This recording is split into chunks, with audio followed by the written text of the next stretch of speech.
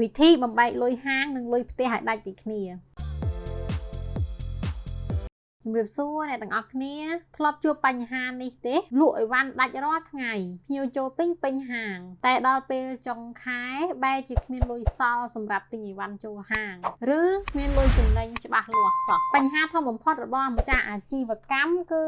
ការប្រើប្រាស់កាបូបលុយតែមួយសម្រាប់ទាំងការរកស៊ីនិងការរស់នៅថ្ងៃនេះខ្ញុំនឹងមកបង្ហាញក្បួន3យ៉ាងដើម្បីបំបែកលុយទាំងពីរនេះឲ្យដាច់ពីគ្នាដែលនឹងជួយឲ្យអាជីវកម្មរបស់បងប្អូនរីកចម្រើននិងមានស្ថិរភាពបំផុតទី1អ្នកទាំងអស់គ្នាត្រូវប្រើកាបូប2ឬគណនី2ផ្សេងគ្នាអញ្ចឹងជំហានដំបូងបង្អស់គឺត្រូវមានកាបូបលុយឬគណនីធនាគារ2ដាច់ដោយឡែកគ្នាទី1គឺជាគណនីអាជីវកម្មគឺសម្រាប់តែចំណូលពីការលក់និងការចំណាយនៅក្នុងហាងដូចជាថ្លៃទិញអីវ៉ាន់ចូលថ្លៃទឹកថ្លៃភ្លើងរបស់ហាងថ្លៃឈ្នួលបុគ្គលិកនិងថ្លៃគ្រឿងយន្តឬក៏ថ្លៃសម្ភារៈប្រើប្រាស់ផ្សេងៗនៅក្នុងហាងអាហ្នឹងគឺយើងត្រូវមានគណនីអាជីវកម្មមួយផ្សេងហើយទី2គឺគណនីផ្ទាល់ខ្លួនគណនីផ្ទាល់ខ្លួនហ្នឹងគឺសម្រាប់ការរស់នៅផ្ទាល់ខ្លួនរបស់យើងនៅក្នុងគ្រួសាររបស់យើងដូចជាថ្លៃម្ហូបអាហារប្រចាំថ្ងៃរបស់យើងថ្លៃសាលារៀនកូនថ្លៃការចំណាយរបស់កូនដើរលេង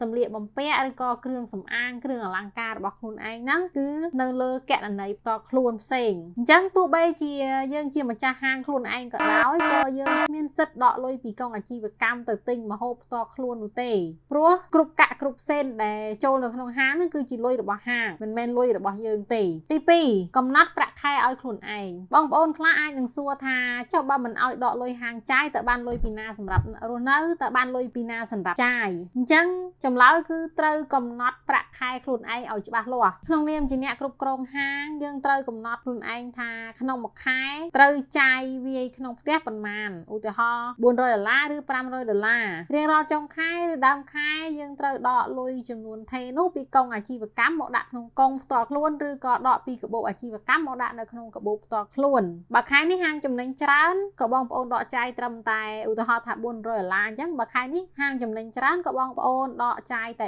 $400បើខែខាងមុខទៀតចំណេញតិចក៏បងប្អូនដកចាយតែ$400តែប៉ុណ្ណោះការធ្វើបែបនេះជួយឲ្យបងប្អូនចេះសន្សំសំចៃក្នុងគ្រួសារហើយនឹងជួយឲ្យហាងមានលំហូរសាច់ប្រាក់ទៀងទាត់សម្រាប់ពង្រីកមុខរបរថែមទៀតផងទី3ការកត់ត្រាអញ្ចឹងរាល់ការចំណាយទាំងអស់មិនថាតូចមិនថាធំរបស់ហាងទេត្រូវតែមានវិក័យប័ត្រឬមានកំណត់ត្រាច្បាស់លាស់ឧទាហរណ៍ថាបើបងប្អូនដកយកលុយហាង$1ទៅទិញអំបោសរបស់ហាងឬក៏ទៅទិញស្កុតបិទកេសឬក៏ឧទាហរណ៍ថាទៅទិញវិក័យប័ត្រអីផ្សេងៗគឺត្រូវកត់ចូលបញ្ជីចំណាយរបស់ហាងបើបងប្អូនយកលុយផ្ទាល់ខ្លួន$1ទៅទិញនំឲ្យកូនឬក៏ទិញនំហូបខ្លួនឯងគឺមិនបាច់កត់ចូលចំណាយរបស់ហាងទេបងប្អូននឹងដឹងថាតើខែនេះហាងចំណេញពិតប្រាកដប្រមាណតើការចំណាយណាដែលមិនចាំបាច់ហើយអាចនឹងគួរកាត់បន្ថយនៅខែខាងមុខបើគ្មានការកត់ត្រាទេបើប្រៀបធៀបទៅគឺដូចមនុស្សដែលខ្វាក់ភ្នែកអញ្ចឹងគឺរកស៊ីតែងងឹតគឺយើងអត់អាចដឹងអត់អាចរៀបគម្រោងផែនការអាជីវកម្មរបស់យើងបានច្បាស់លាស់ទេអញ្ចឹងការបំបែកលុយឲ្យដាច់ពីគ្នាគឺផ្ដល់ផលចំណេញ3យ៉ាងទី1គឺឃើញប្រាក់ចំណេញពិតប្រាកដដឹងច្បាស់ថាមុខរបរនេះរីកចម្រើនឬក៏ខាតហើយត្រូវ